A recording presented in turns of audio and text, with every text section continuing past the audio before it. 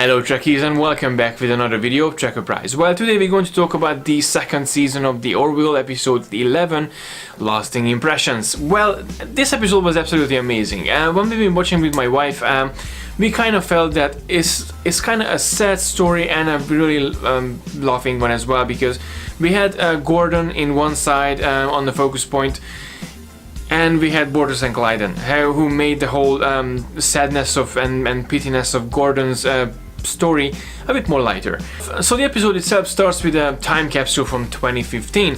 I was really intrigued to seeing all of these goodies from the 21st century, from our own age and our own days, having in the Orville, having in displayed and everything, and everyone was just looking at those items like a Coke can and the cigarettes and the iPhone and the newspaper, like, hey, oh my god, these are like relics from the past. And then if you think about it, a couple of 100 years in the future, we're gonna be relics. What I'm doing right now, if someone going to watch my videos in the future, if YouTube gonna exist in that time, they're probably gonna think like, oh my god, what the hell he was doing on his own life. So it's kind of interesting to think about that too, because eventually it will happen. So this episode was focusing on Gordon again, just like in the last episode it was more Gordon focused, and this episode is more focusing on Gordon as well, which is really nice because we get to see a different side of his character, which I really enjoyed. Like he's the kind of funny guy again, but he's getting more romantic in this episode.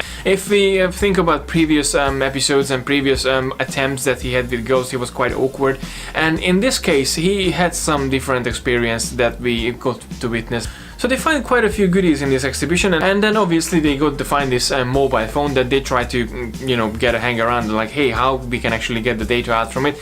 No one actually thought that, hey, maybe we can try a 21st century method. So they find quite a few messages and video messages on this phone, and it turns out that coming from this girl, Laura, who Gordon really got into her at the beginning, and he kind of got intrigued by Laura, and he kind of got intrigued by this whole different world that he didn't experience in the 24th century. So he was running through the messages, running through the videos, and he actually got to the point when he copied the whole content of the phone and then created a simulation based on the phone content and based on Laura's life, what happened with her back then in 2015.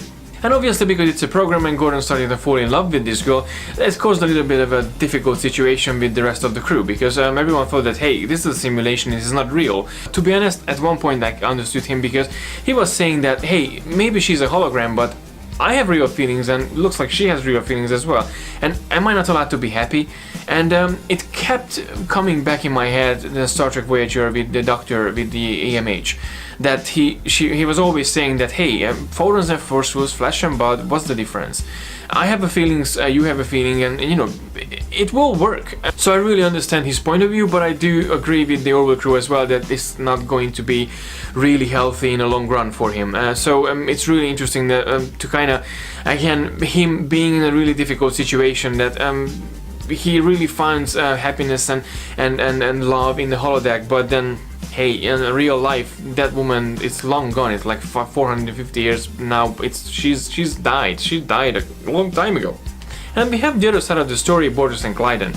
Now, every time when we seen them smoking cigarettes and then fighting against the addiction, it was absolutely hilarious.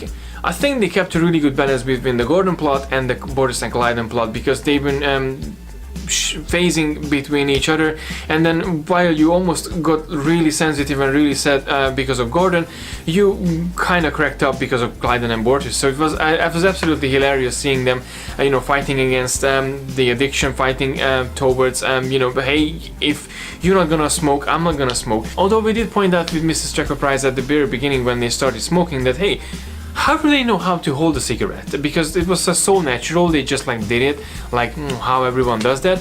I don't really believe that in Moklas they have cigarettes and they know how to use cigarettes, or they don't even know what cigarettes is. So yeah, it was kind of interesting to see them like doing it so naturally. And obviously there was one person in this episode at the very beginning who I was really delighted to see, and it was kind of a surprise because, you know, we didn't expect him to be in an episode. Tim Russ, aka Mr. Tuvok from Star Trek Voyager.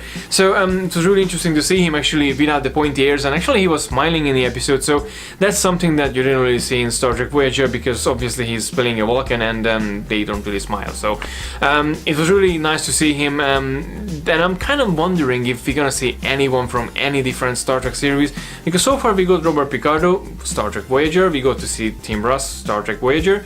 Okay, we got to see John Fleck in the last episode, and he was coming from Star Trek Enterprise. Not to mention John Billingsley, who also coming from Enterprise. So I'm kind of wondering if we're ever gonna see anyone from the original series or from Next Generation, or for crying out loud from Deep Space Nine. So well, hang on, Deep Space Nine we have Penny Johnson, so yeah, I think with DS9 we kind of covered.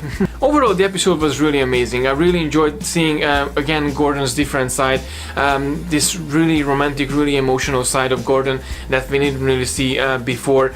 And also I really enjoyed watching the Klyden and Bortus bit, because they just cracked us up all the time. So it was a really nice balance between the two plot, and it was a really nice, well balanced episode on its own. Special thank you and shout out for Scott Grimes again for having this wonderful character moments with Gordon, and obviously for the singing as well. He just proved that he's like, oh my god, he's a fantastic singer. So I hope he's gonna release a new music track or something in the future, because it's just awesome. So I'm really looking forward to read your thoughts about this episode in the comment section below. Please let me know what do you think about this episode, what was your favorite or least favorite moment, and how do you find having Gordon showing up a bit more of himself, deeper, not just from the surface, you know, the laughing and kind of, you know, funny guy, talkative funny guy from the Orville crew. So let me know your thoughts in the comment section below, and I'm looking forward to read it, and I'm looking forward to have a discussion with you guys. As always, thank you very much for watching. Please don't forget to like and share the video, and don't forget to subscribe to receive all the geekiness every week. And until next time, live long and prosper.